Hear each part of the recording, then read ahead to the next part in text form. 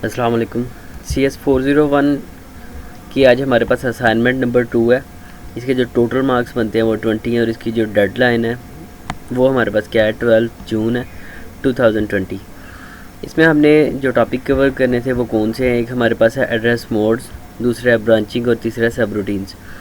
मैं आप लोगों को सिर्फ़ और सिर्फ इस असाइनमेंट को रन करना सिखाऊंगा कि किस तरह आपने सारे सेटअप को यानी सेट किस तरह करना है और किस तरह नाज़म इंस्टॉल होता है या किस तरह नाज़म वर्क करता है और किन सिस्टम्स के ऊपर नाज़म डायरेक्ट वर्क करेगा विदाउट डॉस बॉक्स।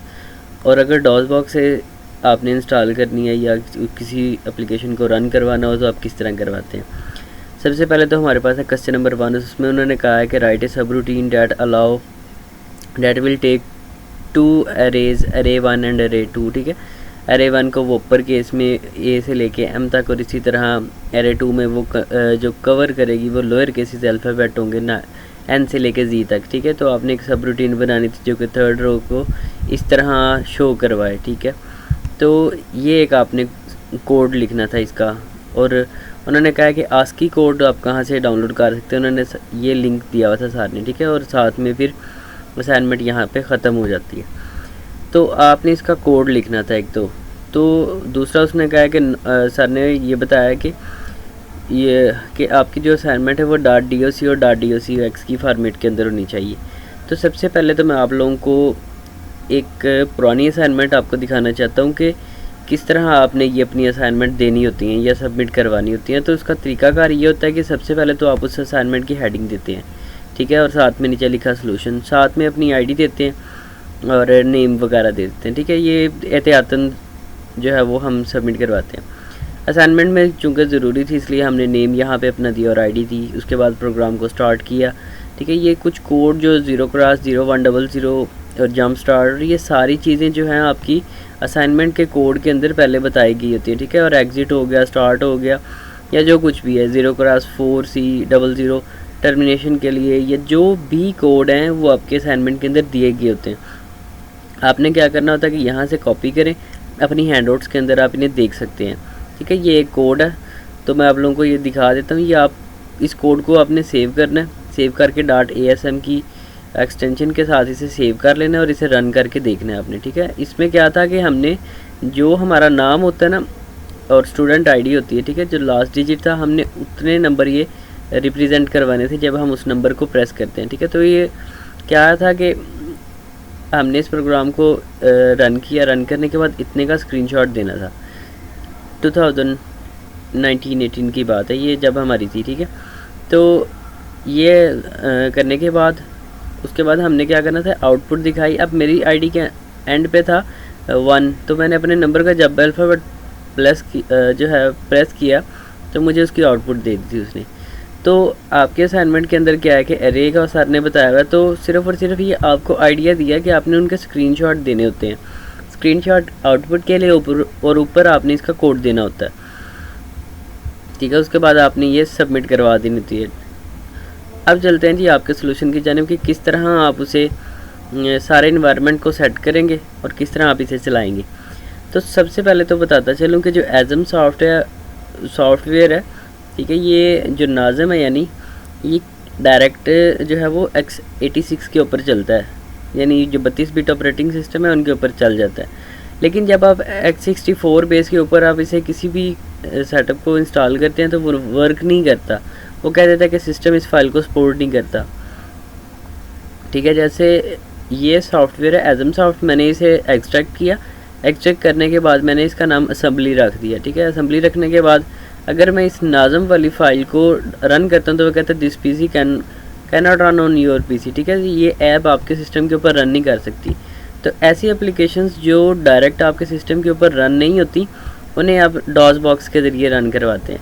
अब आपको डॉस बॉक्स कहाँ से मिलेगा? डॉस बॉक्स को डाउनलोड करने के लिए आपने क्या करना है कि आपने वीओ लाइब्रेरी ओपन करनी है। ठीक है, वीओ लाइब्रेरी ओपन करने के बाद आपने आईडी पासवर्ड देना है, लॉगिन हो जाना है।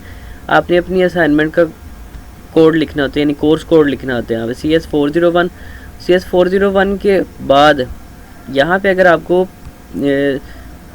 नज़र ना आए तो आपने क्या करना है कि डायरेक्ट आप इसे सर्च भी कर सकते हैं, ठीक है। आपने क्या सर्च करना है, आपको इस एज़म सॉफ्ट की ज़रूरत है, ठीक है। एक ये पड़ा है, आपने इसे डाउनलोड कर लेना है। डाउनलोड करने के बाद अब सिर्फ एज़म सॉफ्टवेयर जो है वो विंडोज़ 7 वगैरह के ऊपर डायरेक्ट चल सकता है, ठीक है। अगर यहाँ पे यूज़र गाइड ना हो तो एज़म सर्च करते हैं दोबारा,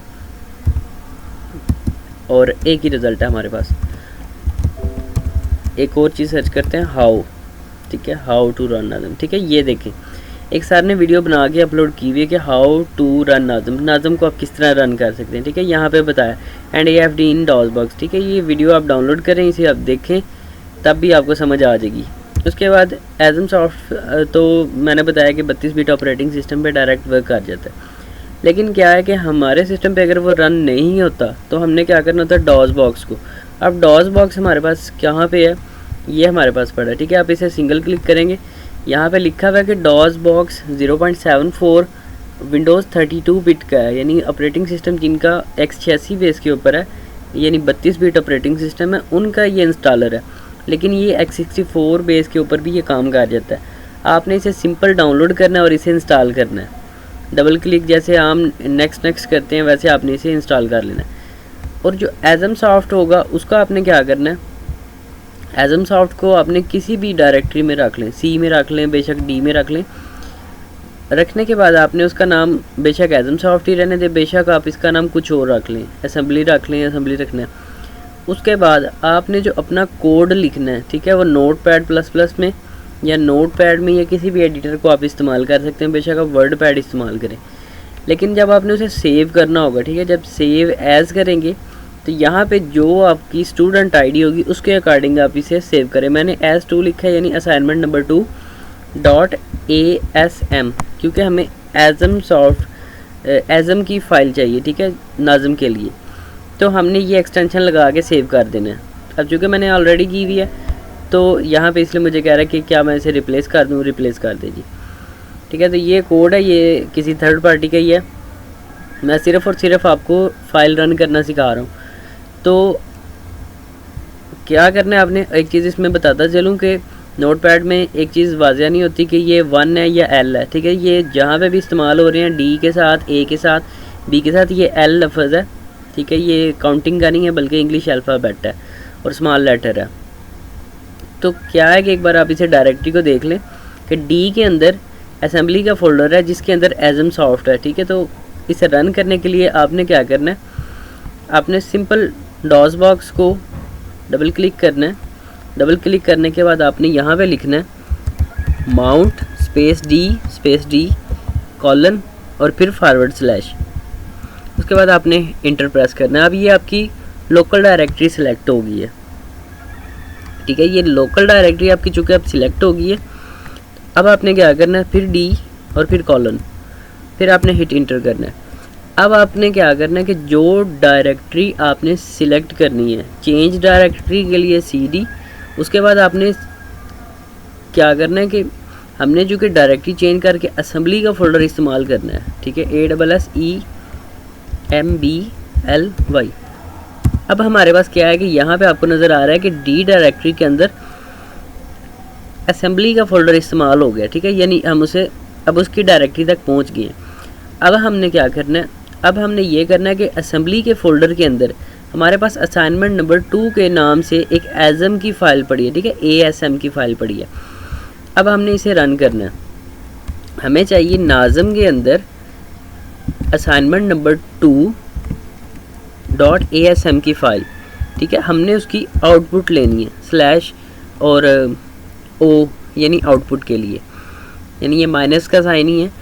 तो उसके बाद O, उसके बाद आपने क्या करना है कि असाइनमेंट नंबर 2 की हमें .com में एक्सटेंशन चाहिए, ठीक है। उसके बाद आपने फिर स्लैश और फिर L का, उसके बाद फिर असाइनमेंट नंबर 2 और साथ में हमने एक लिस्ट फाइल बनानी है LST, ठीक है। आपने फिर हिट करना है इंटर। इंटर करने के बाद अगर यहाँ पे आपके पास कोई एरर नहीं आता इसका मतलब है आपका कोड ठीक है।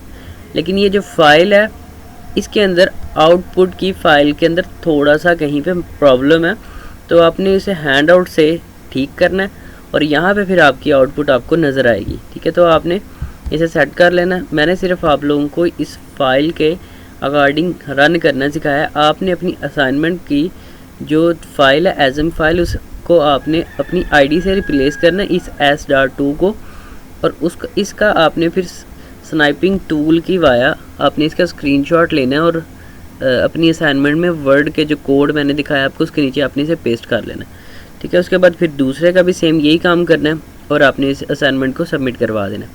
तो इस तरह आपने अपनी असाइनमेंट सबमिट करवानी है। आपको दिखा देता हूँ कि स्नाइपिंग टूल जो है वो कैसे इस्तेमाल करते हैं। न्यू के ऊपर क्लिक करना है, उसके बाद आपने बेशक यहाँ से आप उसे इस्तेमाल कर सकते हैं, यानी जितना आपने कोड लेना हो उतना आप इस्तेमाल कर सकते हैं।